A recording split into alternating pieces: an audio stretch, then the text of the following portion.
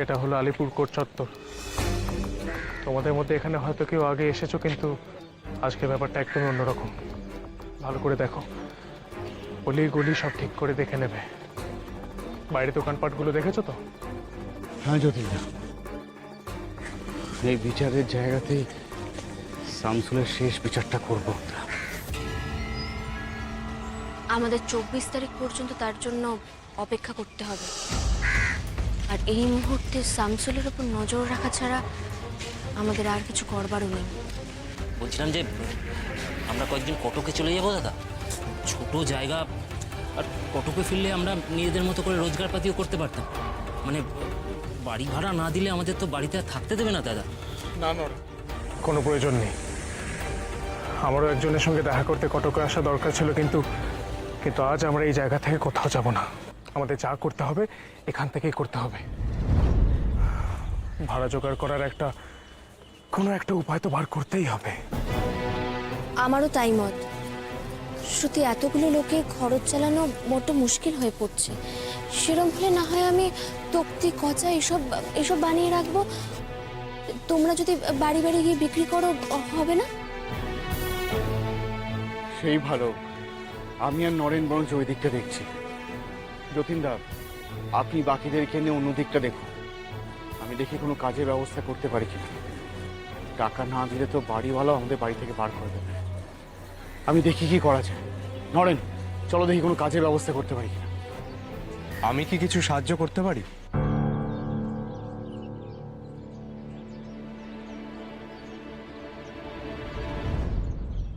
শরৎ, তুমি? আইন পরীক্ষার ফলাফল ঘোষণা হয়েছে, ভালো ফল হয়েছে আমার। আমি বার কাউন্সিলে এই পেপারগুলো জমা দিতে এসেছিলাম প্র্যাকটিস করার জন্য। যতীনদা, ও শরৎ, অনুপমার দিদির ছেলে। সে যে সুবি, আমাদের সুভাষ, ওর দাদা। নমস্কার। তোমরা এখানে কি করছো? কারোর কোনো বিপদ হয়নি তো? না না, তুমি যা ভাবছো তা নয়। আমরা আসলে দলের একটা কাজে এসেছি। ও অনুমাসী, এই টাকাটা ধরো।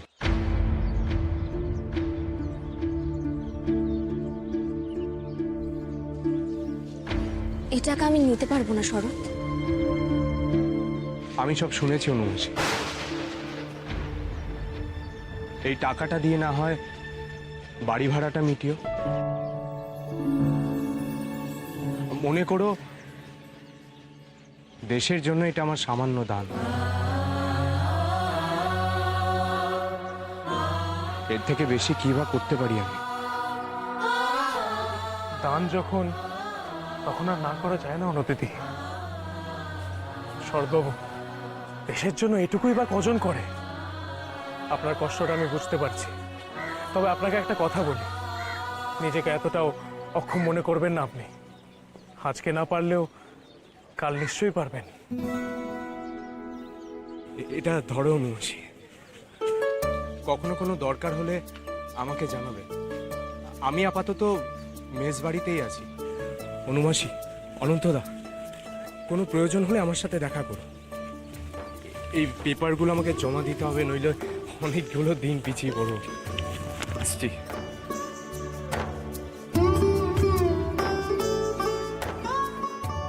একেই বলে রাখে হরি মারে কে। হলো তো বন্দোবস্ত? আচ্ছা শোনো, এবার এই পথটা ভালো করে চিনে রাখো। আমাদের কিন্তু এই পথ দিয়ে পালাতে হবে।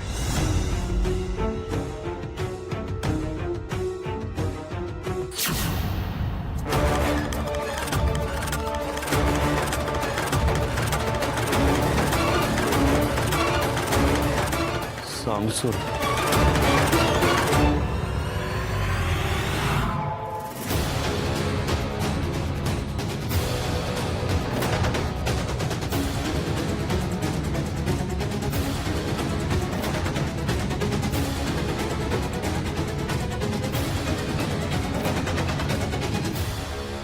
অনুদিদি, শিগগিরই পিস্তলটা দাও। এই বেলা ভিড় কম আছে, ইচ্ছে ভালো সুযোগ পাওয়া যাবে না। পিস্তল পিস্তল? পিস্তল তো আমি আনিনি। হ্যাঁ? পরিকল্পনা 24 তারিখের ছিল। অনুপমা পিস্তলটার সঙ্গে কেন রাখুনি?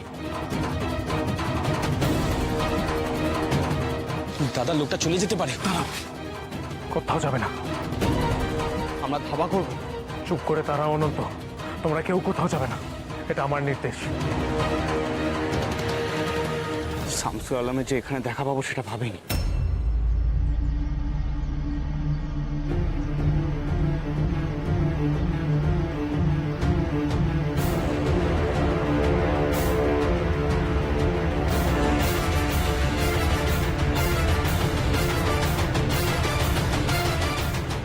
মামলা সাক্ষী দেওয়ার কাজ করলে মোটা টাকা পারিশ্রমিক পাবে। কিন্তু সাহেব আমি তো স্বদেশীদের ব্যাপার স্যাপার কিছুই জানি না, না জেনে সাহেব মিথ্যে সাক্ষী দেব? সেই জন্যই তো টাকা দেবো তোমায়।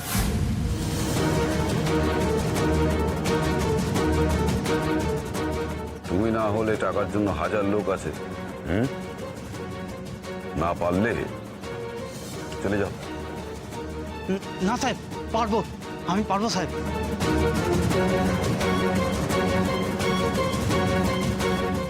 স্বদেশীদের বেঁচে থাকার জন্য হাত পাততে হয়, আর এখানে স্বদেশীদের মিথ্যে মামলায় ফাঁসানোর জন্য সাধারণ মানুষকে টাকা দিচ্ছে। যতদিন এরা বেঁচে থাকবে দেশের মানুষের সঙ্গে অবিচারই হবে। না অনুদিদি, এক এক করে এদের সবাইকে আমরা শেষ করব। শুধু 24 তারিখের অপেক্ষা। আমাদের এখানে বেশিক্ষণ থাকলে চলবে না। আমাদের এই দলটাকে যদি শামসুল আলম বারবার দেখে তাহলে কিন্তু সন্দেহ করতে পারে। চলো।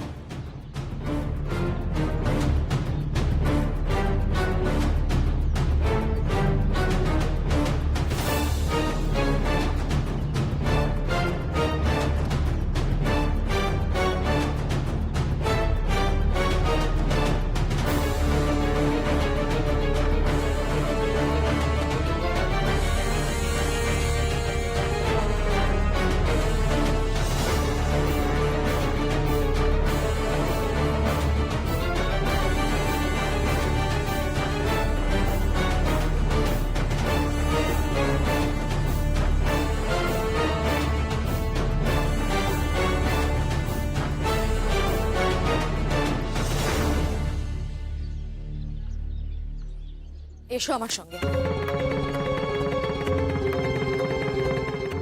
দাঁড়াও চুপ করে। তোমার বাবা তোমাকে এতবার করে জিজ্ঞেস করছেন, এত প্রশ্ন করছেন, একটা কথারও তুমি উত্তর দিচ্ছ না। কেন এরকম করছো সুভাষ? কেন তুমি আমাদের বারবার ঠকাচ্ছ এভাবে? তোমার দাদা দিদি কই, তারা তো এমন নয়। তাদের জন্য তো আমাকে এত চিন্তা করতে হয়নি কোনোদিন। তোমার জন্য যা করতে হচ্ছে, তোমার কথা রাখার জন্য আমি ওই আবাসিক ভবনে ছুটে গেছি মঙ্গলের সেবা করার জন্য। তুমি যখন যা চেয়েছো তাই মেনে নিয়েছি। তুমি জলসত্র করতে চেয়েছো, তুমি মানুষের পাশে দাঁড়াতে চেয়েছো, অসুস্থ মানুষের সেবা করতে চেয়েছো। কখনো কোনো কিছুতে আমি বাধা দিইনি, আর তুমি তার এই প্রতিদান দিচ্ছ। আমাদেরকে মিথ্যে কথা বলছো। তুমি স্কুলের জামা পরে স্কুলের সময় মতো বাড়ি থেকে বেরোচ্ছ, আবার সময় হয়ে গেলে বাড়িতেও ফিরে আসছো। কোথায় যাচ্ছ তুমি? বলো কোথায় যাচ্ছ? কি লুকোচ্ছ তুমি আমাদের কাছ থেকে সুভাষ? তোমাকে এতবার করে প্রশ্ন করা হচ্ছে কিন্তু তুমি একটা উত্তরও দিচ্ছ না।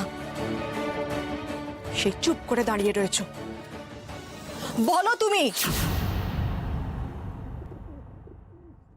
আমি মিথ্যে বলতে চাইনি মা, আমি স্কুলেই যাব বলে বেরিয়েছিলাম, কিন্তু কিছুতেই আমি শান্তি পাচ্ছি না। আমার মনে যে প্রশ্ন জেগেছে ধর্ম কি, সেটা না জানা পর্যন্ত আমি কিছুই করতে পারছি না। কি হলোটা কি? উত্তর দিচ্ছ না কেন? কি ভাবছো? কি চাইছো তুমি? আমি আবার খাওয়া দাওয়া বন্ধ করে নিজেকে ঘরের মধ্যে আটকে রাখি? মা, আমি তোমার দুটি পায়ে পড়ছি মা। মা, তুমি তো জানো তুমি না খেলে আমি কিচ্ছু খেতে পারি না। তুমি এমন করো না মা। কিন্তু মা, তোমাকে আমি এখন কিচ্ছু বলতে পারবো না। আমি কোথায় গিয়েছিলাম? কেন তোমাদের প্রশ্নের উত্তরে আমি কিছু বলছি না? কিচ্ছু না। আমি খুঁজছি মা, যতদিন না আমি খুঁজে পাবো আমি তোমাদের কিচ্ছু বলতে পারবো না।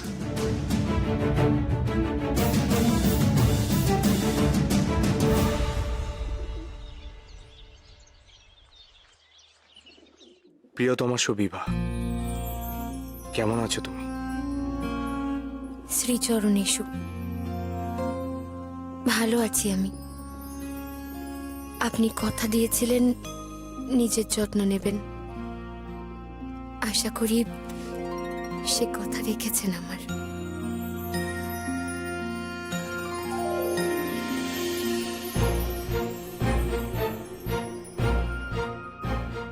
তোমার কথা অক্ষরে অক্ষরে পালন করে আমিও ভালোই আছি। জানি তুমি চিঠির অপেক্ষায় আছো। পরীক্ষার ফল মনের মতো হয়েছে। সারাদিনের কাজ শেষ করে মেসে ফিরেই তোমায় চিঠি লিখতে বসেছি। সময়ের অভাবে হয়তো চিঠি লিখতে সময় পাননি আপনি, তবে নিশ্চিত জানি আপনি ঠিক সময় চিঠি লিখবেন। আমি বোধহয় চিঠির জন্য একটু বেশি ব্যাকুল হয়ে পড়েছি, তাই নিজেই কলম ধরলাম। আপনি বাড়িতে নেই, আপনাকে দুশ্চিন্তায় ফেলতে চাই না। কথাটা না জানালে পাছে অন্যায় হয়, তাই জানাচ্ছি। ছোটদাদা স্কুলে না গিয়ে কোথায় কোথায় ঘুরে বেড়াচ্ছে,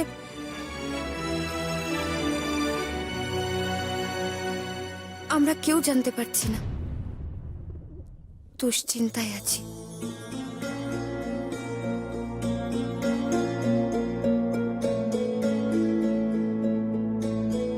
কোর্টে গিয়েছিলাম কিছু কাগজ জমা করবার জন্য। অনুমাসীর সাথে দেখা হয়েছিল। সদল বলে কলকাতায় এসেছে ওরা। সুবিকে এই খবর জানিও। বাবা মায়ের চোখের আড়ালে হয়তো অনুমাসীকে খুঁজে বেরিয়ে না পেয়ে কষ্ট পাবে। সুবিকে আগলে রেখো, সাথে নিজেকেও।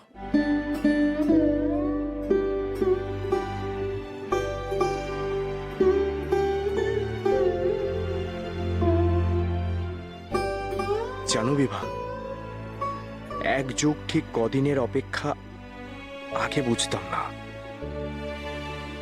এখন বুঝি। মনে হচ্ছে যেন এক যুগ তোমায় দেখিনি।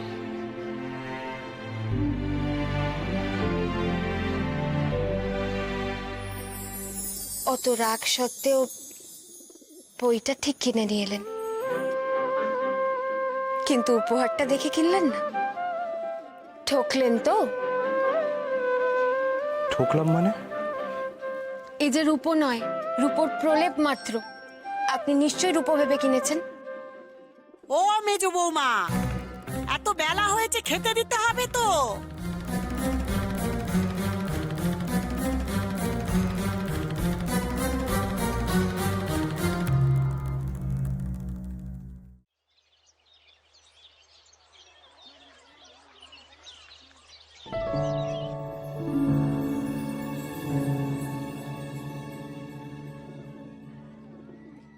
আসতে পারি?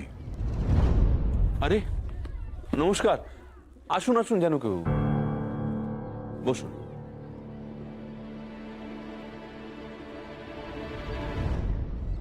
নমস্কার। কোনো সমস্যা হয়েছে যেন কেউ বাবু? সেটা তো আমিও জানতে চাইছিলাম। কালকে স্কুল থেকে চিঠি পাওয়ার পর আমি আপনার সঙ্গে দেখা করতে এলাম। চিঠি? আমি তো কোনো চিঠি লিখিনি। না, বাংলার মাস্টারমশাই ওই শুভেন্দু বাবু চিঠিটা লিখেছিলেন। ও, আসলে আমি চিঠির বিষয়ে কিছুই জানি না। আপনি একটুখানি অপেক্ষা করুন, আমি দেখছি।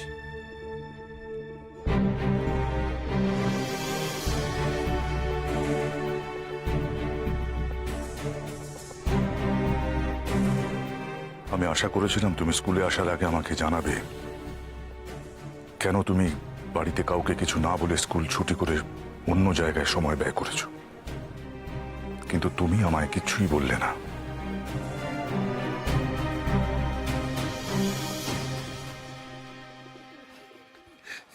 নমস্কার। নমস্কার জানকী বাবু। তা আপনি আবার কষ্ট করে স্কুলে ছুটে এলেন কেন? আমি তো প্রথম থেকেই আপনাকে বিষয়টা জানিয়ে রাখা প্রয়োজন মনে করেছিলাম, তাই চিঠি দিয়েছিলাম। মানে ব্যাপারটা হচ্ছে যে সুভাষ পড়াশোনায় খুবই অমনোযোগী। পড়াশুনো করার থেকে অন্যান্য কাজেই ওর আগ্রহ বেশি। সব ছাত্র সমান হয় না, এতদিনের শিক্ষকতার জীবনে সেটুকু আমি বুঝি। কিন্তু সমস্যা হচ্ছে সুভাষের দল পাকানোর অভ্যেস আছে। মানে ক্লাসের সব ভালো ভালো ছেলেরা ওর কর্মকাণ্ডে সামিল হয়। এই তো গত পরশুদিন ক্লাসে একটা ছেলে ছাড়া আর কেউ পড়া বলতে পারেনি। কেন জানেন? আমি বলতে বাধ্য হচ্ছি যে এর জন্য দায়ী সুভাষ।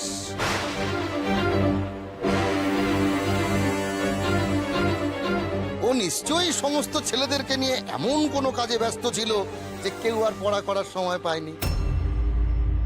একে অমনোযোগী, তার উপর স্কুল কামাই হলে ফাইনালে বিশেষ ভালো ফল করতে পারবে না। তা আপনি কামাই করার বিষয়টা জানেন নিশ্চয়ই। কাল যে ও স্কুল কামাই করেছে সে বিষয়ে আমরা বাড়ির কেউ কিচ্ছু জানি না।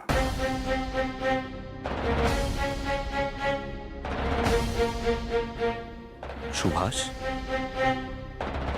কালকে তুমি স্কুল কামাই করেছিলে? কই, আমি তো জানি না।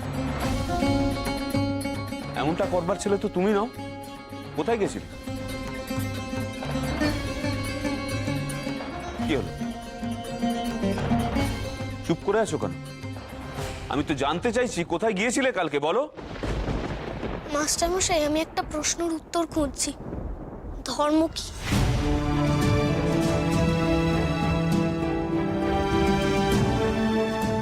এর উত্তর কোনো বইয়ে নেই। যতক্ষণ না আমি সেই মানুষটাকে পাচ্ছি যে আমাকে বলতে পারবে ধর্মের প্রকৃত অর্থ কি, ততক্ষণ আমি পড়াশোনায় মন বসাতে পারছি না।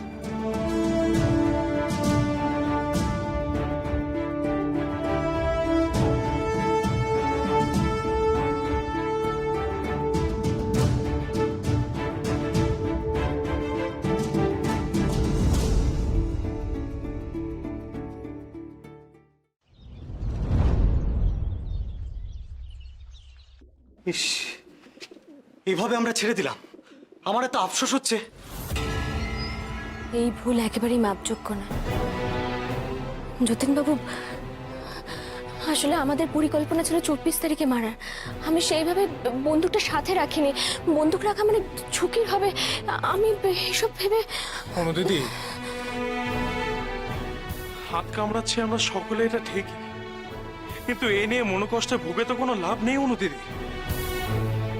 আজ যে আমরা শামসুল আলমের দেখা পাবো তা তো আমরা কেউই জানতাম না। আমার এই ভুলের জন্য আপনি যা শাস্তি দেবেন আমি মাথা পেতে নেব যতীনবাবু। ভুল তো আমাদের সকলেরই অনুদিদি, আর ভুল থেকেই মানুষ শিক্ষা নেয়। যাকে পিসমশাই, দরজাটা দিয়ে দিন তো।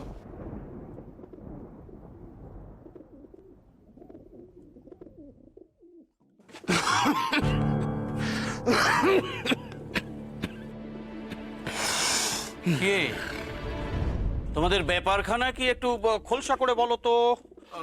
রমনাথবাবু, না না না, মানে মতলবখানা কি তোমাদের? হ্যাঁ, এই পিসেমশাইকে রোজ রোজ ডাক্তারের কাছে নিয়ে যাচ্ছ, কিন্তু কই ওনাকে তো ওষুধপত্র কিছু খেতে দেখি নে। আর বেশি দিন ডাক্তার দেখাতে হবে না। ডাক্তারবাবু বলেছেন অনেক দিনের ওষুধ একেবারে দিয়ে দেবেন উনি। ধরুন আপনার ভাড়া। দাও দাও দাও, টাকা দাও, টাকা। আপনার দুশ্চিন্তা দূর হলো তো তাহলে? দেখুন, আমরা কিন্তু কেউ পালাইনি। মোটে নয়, মোটে নয়।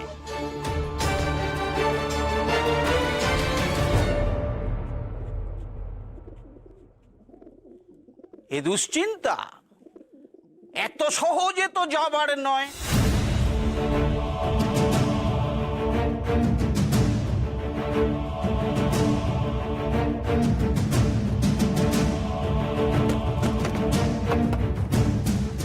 উফ, একটা ভাড়া কাটলো মনে হলো। না অনুপমা, আমার মনে হয় উনি সন্দেহটা আরো বাড়িয়ে দিলেন। ওনার সন্দেহটা সত্যি হবার আগে আমাদের যা করার করে নিতে হবে।